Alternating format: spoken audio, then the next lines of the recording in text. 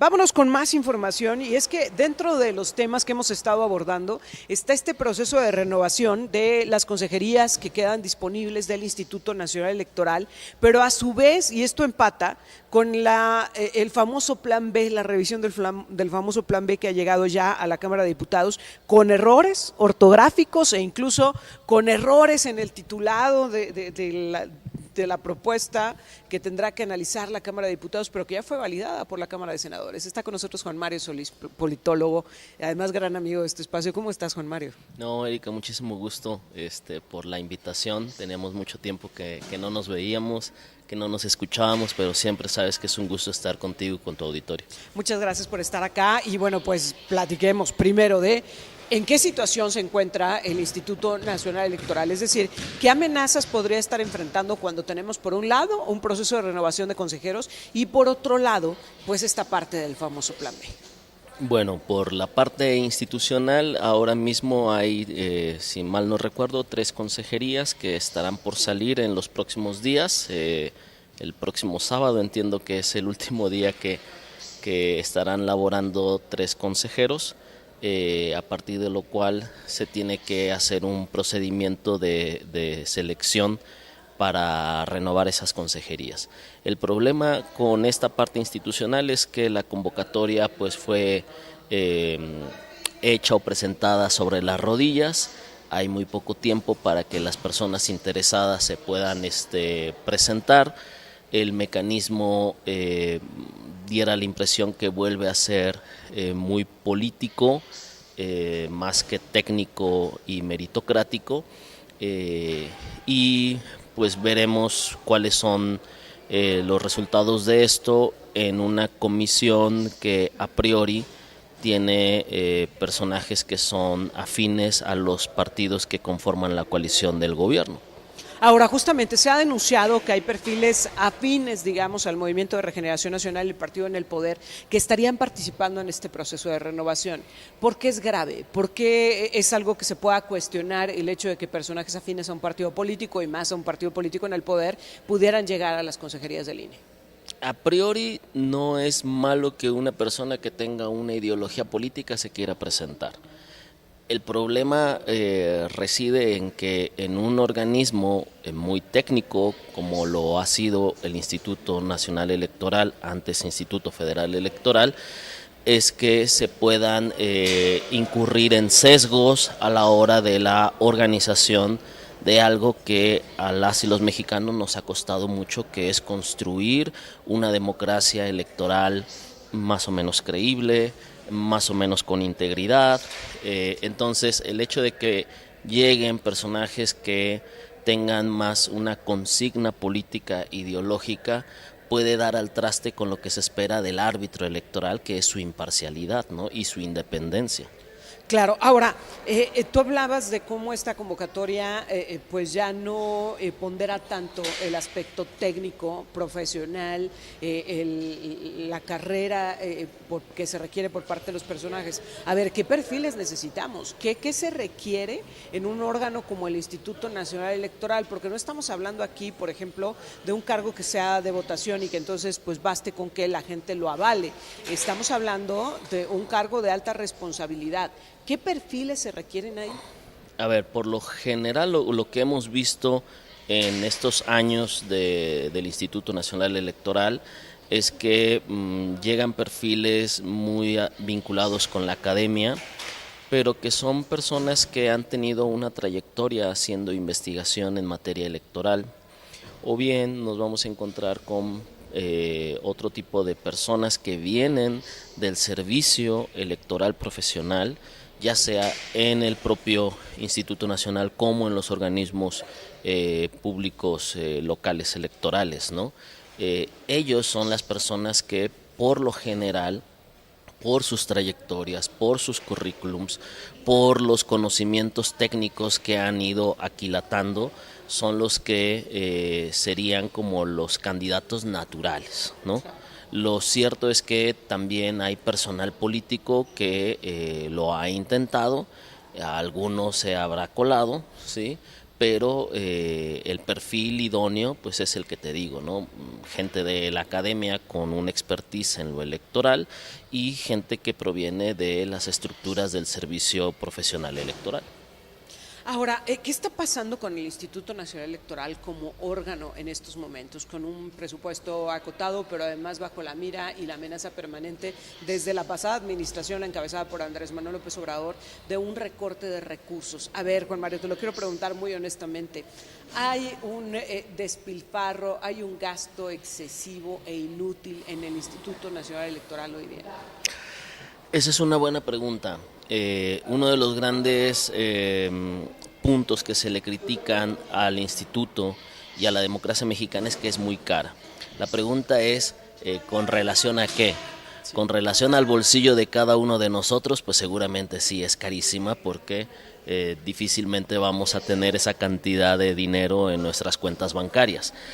Con relación al presupuesto de egresos de la Federación, en realidad es muy poco. Estamos hablando que representa apenas el 0.2% de todo el presupuesto de egresos de la Federación, lo que nos cuesta toda la estructura electoral, administrativa, como el sistema de partidos propiamente dicho.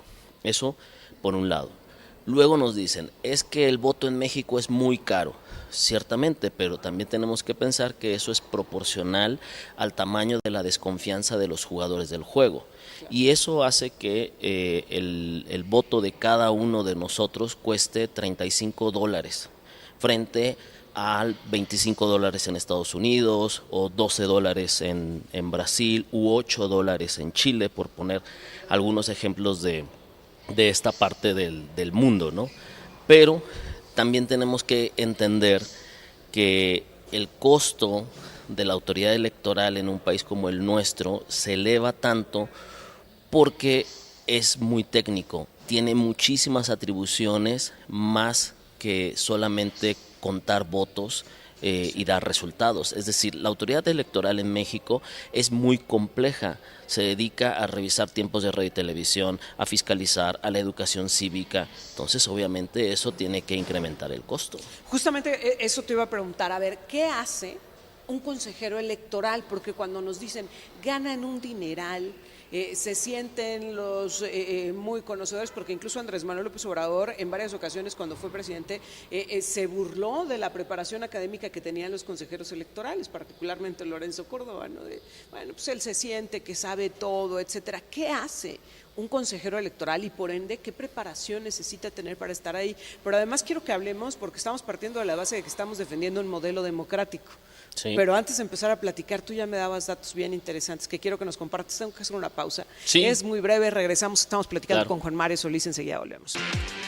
Efectivamente, continuamos y estamos platicando con Juan Mario Solís, politólogo, y ya hablábamos antes de la pausa. A ver, estamos primero, y quiero detenerme en esto, ¿qué hace un consejero del INE? Porque cuando decimos que hay 3 en renovación, cuando escuchamos este discurso de pero lo que pesa y lo que debe de importar es la honestidad, cuando en contraparte escuchamos el debate de decir, pero a ver, hay personas que se han preparado toda la vida en temas democráticos, ¿por qué no se les deja llegar? ¿Qué hace un consejero del INE? Y bajo esa premisa también te lo quise preguntar y quise ahondar en ello, porque la versión que nos han vendido hasta el momento para querer modificar al Instituto Nacional Electoral es que tenemos personas muy bien pagadas, ocupando cargos de consejeros electorales, muy apapachados, y que luego la ciudadanía no sabe cómo no, lo vemos redituado, cómo medir si funcionan o no funcionan, si están trabajando o no están trabajando. A ver, lo que hace un consejero del Instituto Nacional Electoral, pues primero, nada más y nada menos, tiene que organizar unas elecciones. Uno puede decir, bueno, pero son cada 3 años. Sí, pero organizar unas elecciones en un país de 100 millones de electores, estamos hablando del 8º país o la 8ª democracia más grande del mundo en cuanto a votantes, en un territorio de 2 millones de kilómetros cuadrados, en donde hay que poner más de 130,000 casillas, pues eso no es fácil, eso de entrada. Luego, sí, toda esta parte de la organización electoral, pero hay mucho trabajo colegiado y en comisiones. ¿Qué tipo de comisiones? Estamos hablando de capacitación, de educación cívica, del registro federal electoral, de la fiscalización de los recursos a los partidos políticos, el monitoreo de lo que hacen con esos recursos. Estamos hablando de funciones de comunicación social que tiene que hacer el INE, campañas para que la gente saque su credencial de elector, renueve su credencial de elector. Oye, incluso mecanismos de identificación, porque aunque el INE es una credencial para votar, se ha convertido en el documento oficial más utilizado en este país. Sí, totalmente. Entonces, no es tan sencillo. O sea, podemos pensar en otro país como puede ser España, en donde la gente pues va y vota con su documento nacional de identidad, es decir, no hay una estructura que necesita tener un padrón y todo lo que eso representa en términos de capacidad instalada, de recursos humanos, de recursos materiales, de recursos tecnológicos, pues todo eso lo tiene que ver también el Instituto Nacional Electoral, y los consejeros electorales pues tienen que estar atentos a que estas funciones sustantivas del instituto se cumplan, vuelvo a insistir, en un territorio demasiado grande, demasiado complejo como es México, ¿no? Ahora estamos en medio de un plan B, de la revisión de un famoso plan B dentro de la Cámara de Diputados, ya pasó por el Senado de la República. Para empezar, llega con errores, que es lo que han denunciado en primer momento quienes integran la mesa directiva en la Cámara de Diputados, pero en segundo lugar, pues de todo lo que pretendía la reforma electoral, lo que conserva el plan B, pues mucho tiene que ver justamente con el árbitro, con el órgano electoral. Preguntarte, ¿qué representa este plan B para el Instituto Nacional Electoral? Pero además, esta charla yo la comenzaba partiendo de la base de que estamos defendiendo un modelo democrático. Pero te lo pregunto con los datos que me dabas antes de entrar al aire. ¿Realmente estamos viviendo en una democracia? Bueno, yo te decía antes de entrar al aire, y lo compartimos con tu público, que hace una semana salió el informe de BIDEM, del proyecto Variedades de la Democracia, que dirige una muy prestigiosa politóloga que se llama Pippa Norris. No es un informe que se acaba de estrenar. Estamos hablando de un reporte que ya tiene muchos años elaborándose, que se construye con base en más de 600 indicadores, que contiene prácticamente a todos los países del mundo. Y lamentablemente nuestro país ya no es considerada una democracia, ni siquiera una democracia electoral, sino que hemos cruzado la frontera de lo que es ya una autocracia electoral. ¿Eso qué significa? Pues que ya no somos formalmente una democracia. Significa que llegamos a ese punto después de un desgaste progresivo a partir del año 2018, y se pueden ver los diferentes reportes de BIDEM desde entonces, cómo venían advirtiendo que México estaba perdiendo capacidades democráticas, un erosionamiento importante por problemas de libertad de expresión, el no poder ejercer libremente el periodismo, por cuestiones de problemas en la división de los poderes en este país, y uno de los últimos factores que dieron al traste en esta calificación de BIDEM pues tiene que ver directamente con la elección judicial del año pasado, en donde pues ya no hay ningún tipo de división de poderes, en donde hubo una inducción al voto, en donde las probabilidades de que se pudieran repetir unas combinaciones numéricas pues eran astronómicamente imposibles, etcétera, etcétera, ¿no? Entonces por eso estamos en una situación compleja, y ahora ver la situación en la que se encuentra el Instituto Nacional Electoral pues es complicado, porque quieren comprometer económicamente al árbitro, que necesita recursos para organizar elecciones medianamente bien hechas. ¿Quitarle dinero al INE sí compromete las elecciones? Y sí, claro, estamos hablando que nosotros votamos prácticamente sobre un papel billete, Erika, ¿sí? No es como en otras democracias donde uno puede votar en un papel, una hoja de máquina cualquiera. Nosotros votamos en un papel billete. que tiene 16 candados de seguridad. ¿Y por qué necesitamos eso? Porque los partidos políticos han demostrado una enorme desconfianza entre ellos mismos de que se puedan hacer fraude, que ese es el costo que tenemos que pagar por tener unas elecciones íntegras, ¿no? Y no solamente eso, hay que movilizar a toda una estructura y también convocar a ciudadanas y ciudadanos para que hagan el trabajo de capacitadores electorales, de supervisores electorales, a una cantidad importante de mexicanas y mexicanos que estén en las casillas. El material electoral no es barato, la organización no es barata, entonces va de suyo, ¿no? Y quitarle recursos al Instituto Nacional Electoral compromete mucho las funciones de unas elecciones como hasta el día de hoy tú y yo conocemos.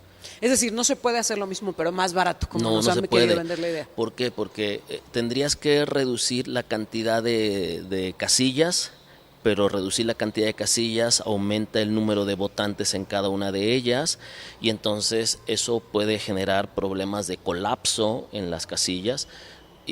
Otra cosa importante tiene que ver con el tiempo estándar para votar. El estándar internacional de tiempo de votación tiene que oscilar entre 1 minuto y medio y 2 minutos por persona y por eso el Instituto Nacional Electoral tiene una geografía y esos son los trabajos que se hacen todos los días para que en las casillas no haya más de 750 electores.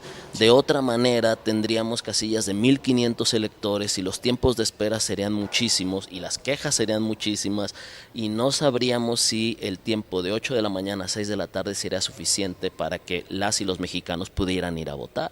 Es decir, Juan Mario, que impulsar este famoso Plan B, este recorte de recursos hacia el Instituto Nacional Electoral, sí tendría una repercusión directa en los ciudadanos. No es algo ajeno a nosotros, sino es algo que incluso en términos prácticos podemos estar pagando la factura en el próximo proceso electoral. Totalmente. A ver, tenemos que entender, Erika, que las democracias tienen un costo de operación y todas las democracias que se precian de ser tal o aspiren a ser verdaderamente eso, son caras por naturaleza. Y hay que invertir, no hay que verlo como un gasto.